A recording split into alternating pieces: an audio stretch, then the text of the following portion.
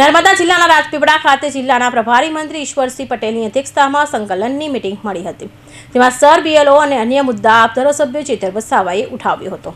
નર્મદા જિલ્લાના જિલ્લા કલેક્ટર ખાતે રાજ્યકક્ષાના પાણી પુરવઠા અને જળસંપત્તિ મંત્રી અને નર્મદા જિલ્લાના હાલમાં જ પ્રભારી બનેલા મંત્રી ઈશ્વરસિંહ પટેલની અધ્યક્ષતામાં મીટિંગ મળી હતી, જેમાં જિલ્લા કલેક્ટર તેમજ જિલ્લાના તમામ ઉચ્ચ અધિકારીઓ ઉપસ્થિત રહ્યા હતા। ઉપરાંત ધારાસભ્ય ડોક્ટર દર્શના દેશમુખ, જિલ્લા પંચાયત પ્રમુખ સહિતના હોદ્દેદારો પણ ઉપસ્થિત રહ્યા હતા।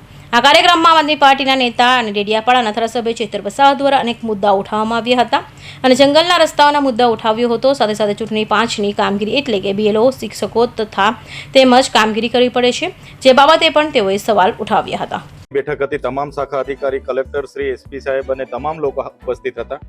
તેમાં અમે રજૂઆત કરી છે કે તાત્કાલિક ધોરણે મનરેગાની લેબરની કામગીરી ચાલુ થાય, જૂના રાજના રસ્તાનું કામ વન વિભાગના પરવાનગીના કારણે અટકેલું છે એ ચાલુ થાય। સૈદપુર અને ઘાણીખૂંટની વચ્ચે જે નેશનલ હાઈવેનો કરજણ પરનો બ્રિજ છે ત્યાં આજે બસોને પ્રવેશ બંધી ફરમાવેલી છે, એ દૂર કરીને બસો માટે એ રસ્તો ખુલ્લો કરવામાં આવે। સાથે સાથે આ વિસ્તારમાં જે પાણી પુરવઠાની યોજનાઓ છે, રોડ રસ્તાઓના રિપેરિંગ છે, નવા કામો ચાલુ કરવાના છે અને ખેડૂતોના જે પાક નીકળે છે એમને સરકારે જાહેર કરેલા ટેકાના ભાવ મળે એ બાબતની રજૂઆત કરેલી છે। સાથે સાથે જે ગામોમાં શાળાના ઓરડાઓ નથી એ શાળાઓના બાંધકામ કરાવવામાં આવે, જ્યાં શિક્ષકો એક જ છે એની મંજૂરી લઈને ભરતી કરવામાં આવે એવી અમે માંગ કરી છે। સાથે સાથે બીએલઓ પર જે હાલમાં દબાણ છે સરકાર તરફથી, એવી રીતના હેરાનગતિ કે દબાણ બીએલઓને નહીં આપીને કામગીરી શાંતિથી કરાવવી જોઈએ। સાથે સાથે જે પાક નુકસાનીના ખેડૂતો ફોર્મ ભરવા જાય છે ત્યારે ઘણી જગ્યાએ વીસીઓ દ્વારા કે કોઈ પણ તલાટીઓ દ્વારા વેરાની માંગણી કરવામાં આવે, ભાઈ પહેલા વેરો ભરો પછી તમારું ફોર્મ ભરાશે। જે આવો કોઈ પરિપત્ર નથી, એની પણ હેરાનગતિ ના થાય અને ફોર્મ ભરી દેવામાં આવે એવી અમારી માંગણી છે।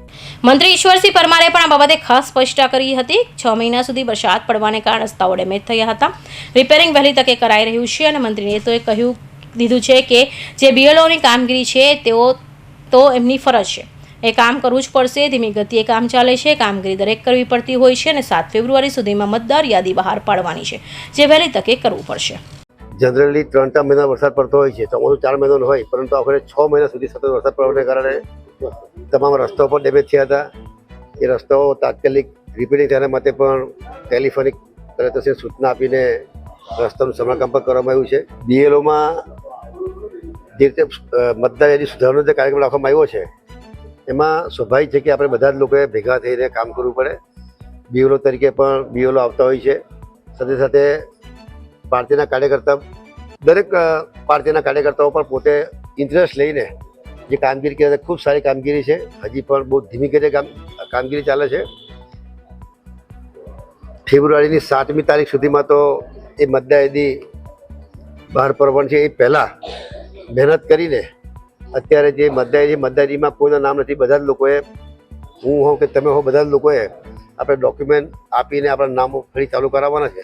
ત્યારે આપણા ગામનો પણ કોઈ વ્યક્તિ રહી ન જાય, તમામ લોકોના જે સાચા મતદારો છે, મતદારોના નામો ફરી આ મતદારીમાં આવે એ માટેના સરકારના પર પ્રયત્ન છે અને આખા ગુજરાતની અંદર આ મતદાર યાદી સુધારા કાર્યક્રમ ચાલી રહ્યો છે, એમાં ખૂબ સારો રિસ્પોન્સ। આપ ધારાસભ્ય ચેતર વસાવાએ રજૂઆત કરી હતી કે મનરેગાના કામગીરી શરૂ થાય તેમજ અન્ય રસ્તાઓ અને બસ માટે રસ્તાઓ બનશે જે શરૂ કરવામાં આવે, તેમજ ચેતર વસાવાએ રજૂઆત કરી હતી કે બીએલઓની કામગીરી જે રજૂઆત છે તે બાબતે તેઓની વાત સાંભળવામાં આવે। નાંદોદ તાલુકાના કરજણ ડેમના ઉપરવાસમાં આવેલા જૂનારાજ ગામના રસ્તાના કામોમાં થઈ રહેલા વિલંબ અને તેને કારણે આપે ડેડિયાપાડા સાગર બારામાં બનતા આકસ્મિક આગજનીના બનાવો અને તેમાં વળતરની ચૂકવણીની વાત કરી હતી। સાથે જ તેમણે કહ્યું હતું કે મતદાર યાદી માટે શિક્ષણ કાર્ય બગડે છે અને શિક્ષકો પરિસ્થિતિ કફોડી બની છે, અધિકારીઓનો પ્રેશર કરે છે।